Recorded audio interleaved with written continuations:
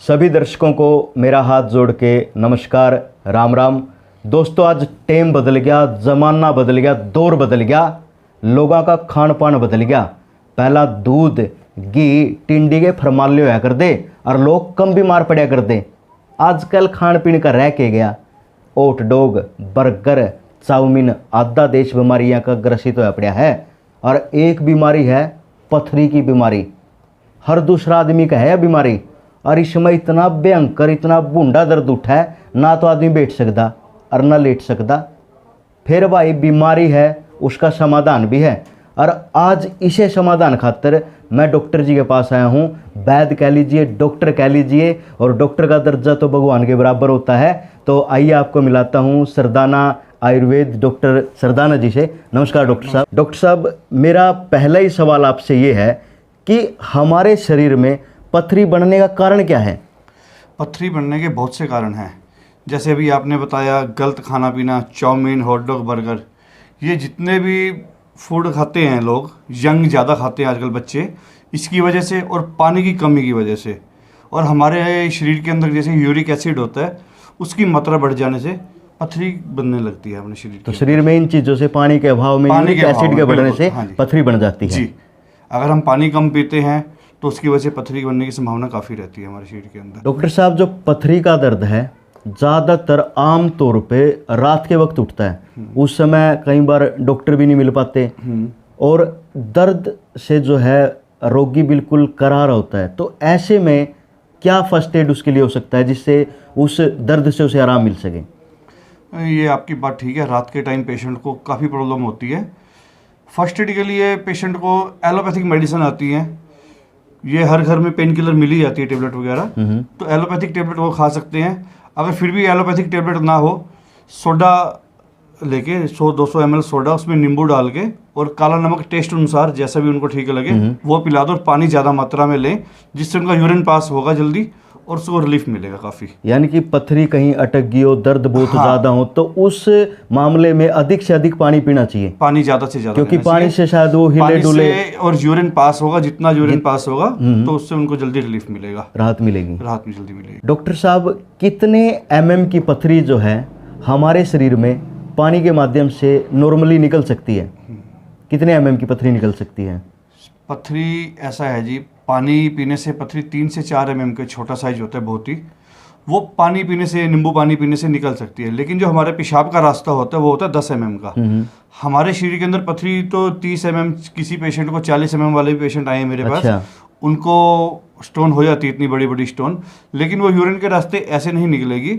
हम अपनी मेडिसिन देते हैं बाइबा स्टोन, उससे पथरी टूटती है, रेत बनेगी, रेत बनके और पेशाब के रास्ते वो टूट के निकलना शुरू हो जाएगी। यानी कि यूरिन के रास्ते, पेशाब के रास्ते, अगर नॉर्मल पथरी का साइज देखा जाए 3 या 4 mm की, पानी और नींबू पानी से निकल सकती है। उससे बड़ी पथरी नहीं निकलती जो 10, 11, 12 mm की है।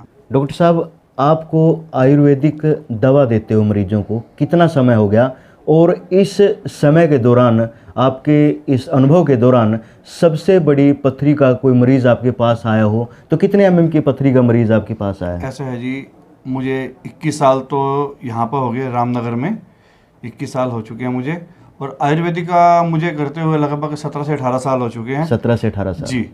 और 43 mm पेशेंट था एक हमारे पास, 43 mm पेशेंट था जिसको पथरी थी, और वो हमने 1 महीने के अंदर उसकी पथरी लगभग 20 mm खत्म हो चुकी थी। 23 mm रही थी 1 महीने अल्ट्रासाउंड के बाद, जिसकी रिपोर्ट्स मेरे पास सारी अवेलेबल है। ठीक है जी। कहाँ से पेशेंट था वो? वो पेशेंट हमारे नज़दीक गांव है, मानस गांव से। जी। डॉक्टर साहब, कई लोग कहते हैं कि बियर पीने से भी पथरी निकल जाती है, क्या ऐसा मुमकिन है? बियर पीने से कभी पथरी नहीं निकलती। बियर पीने से बल्कि संभावना गलत हो सकती है पेशेंट को। अच्छा जी। प्रॉब्लम आ सकती है पेशेंट को।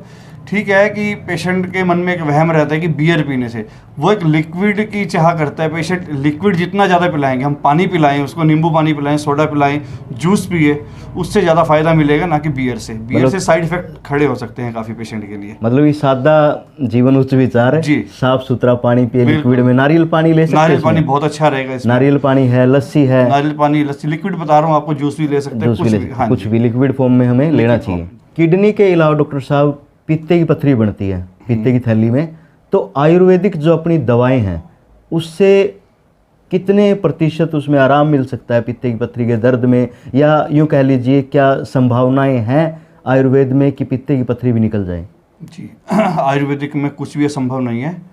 आयुर्वेदिक से हमने भी काफ़ी पेशेंट को मेडिसिन दी है जिनको गॉल ब्लैडर में पित्ते में स्टोन थी और वो काफ़ी हद तक कम हुई है। 60 से 70% चांस होता है कि पेशेंट की पथरी का साइज कम हो जाएगा, लेकिन उसमें निकलने का रास्ता कोई नहीं होता। ठीक है, निकलने वो का मेरिट रास्ता हो नहीं। जाएगी, हाँ टूट के रेत बन जाएगी, लेकिन पेशेंट को रिलीफ काफ़ी मिलेगा, पेशेंट को कभी पेन नहीं होगा, उससे काफ़ी रिलीफ मिलेगा पेशेंट को। यानी कि आयुर्वेदिक दवा से जो पित्ते की थैली में पथरी है उस मरीज को, उस पेशेंट को भी आराम मिल सकता है। बिल्कुल। अच्छा डॉक्टर साहब, आप यहाँ कैथल में, रामनगर में तो आपके पास पेशेंट आते हैं, कैथल के आसपास से भी आते हैं, कैथल से दूर दराज से भी पेशेंट कहाँ से लगभग आपके पास आते हैं? बिल्कुल आते हैं जी, मेरे पास काफ़ी दूर दूर से लोग आते हैं, दिल्ली, हिमाचल से, उत्तराखंड से, ठीक है मेरे पास, और महाराष्ट्र में मेरी काफ़ी दवाई गई है और एमपी में भी गई है, मध्य प्रदेश में काफ़ी मेडिसिन गई है हमारी।